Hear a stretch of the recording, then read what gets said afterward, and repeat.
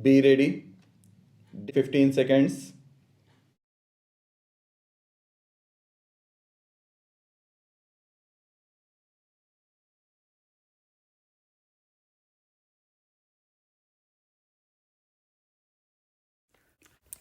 Mr. Vice Chairman, Sir, I rise to lend support to the resolution moved by my friend with full throated voice. It is very correct that the present legal system of India is not an effective instrument of social change, as it is not a very effective instrument of social change. Naturally, it cannot provide socio-economic justice to the weaker sections of people, to the underprivileged people who form the majority in India. Sir, we all know that the old order changes yielding place to new. Change is the only unchanging thing in this constantly changing universe. It is not a very happy thing that although we attained independence in 1947 till today we are guided by Anglo-Saxon jurisprudence. We all know that India is a socialist country and goal of socialism has also been embedded in our constitution. Can you achieve this socialistic goal through the present legal system? This is my question. I am sure none can give an affirmative answer. It is a very common complaint among the poor sections of the people of India, the downtrodden masses, the toiling masses, the people who cannot pay for costly litigation, that they are very sacred of going to the court. First, they are ignorant.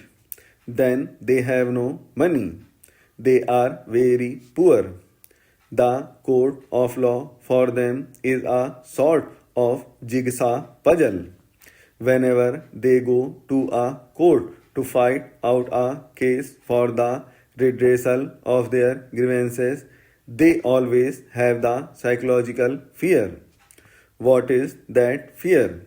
What is the use of going to the court? If I go to the court for fight over a case, it will take 3 years to 10 years or maybe 20 years, who knows? So, this inordinate delay in the dispensation of justice is a great hurdle for the poor people who cannot fight out costly cases. And even when they go to the court, the poorer sections of people have to pay exorbitant fees to the lawyers. In the process, they lose all their property, lock, stock, and barrel, and whatever they already have. There is very interesting story. Two poor people were fighting out a case in the court over land. They had been paying fees to the lawyers for a long time. If a man gets justice after 20 years, what is the use of this? Now, as far back as 1928, Pandit Motilal Nehru laid great emphasis on judicial reforms, and in the 50s also of the chip, the old block, Pandit Jawaharlal Nehru harped on the same string. Now, when people go to the court day after day, they have to wait. And why? Because some of the people do not know the actual procedures. Some people are afraid of going to the court, and poor people have got a sort of sentiment that these courts are meant for the rich people, for the affluent section of the society, for the people with rest and fortune, and it is not meant for the poor. If we introduce this sort of judicial reforms by appointing a commission by which this sort of misgivings and apprehensions are utterly removed from the minds of the poor people of India, the earlier is done, the better it is for our country. Now, when we speak in terms of separation of powers of the executive, the legislature, and the judiciary, all the pundits and all the scholars take part in this short discussions and debates, and all of them lay great emphasis on the separation of the judiciary from the other two. There is a great reason behind it. It is very important to know that the judiciary must be kept separate from the executive and the legislature. But the judiciary must be free, not in words, but in reality. The judiciary has got to be free. Now, our beloved Prime Minister has introduced the one new program. There are many schemes under this program, and I have found that under this one new program, lands have been distributed free to the landless people. But what happened the moment the Janta regime came?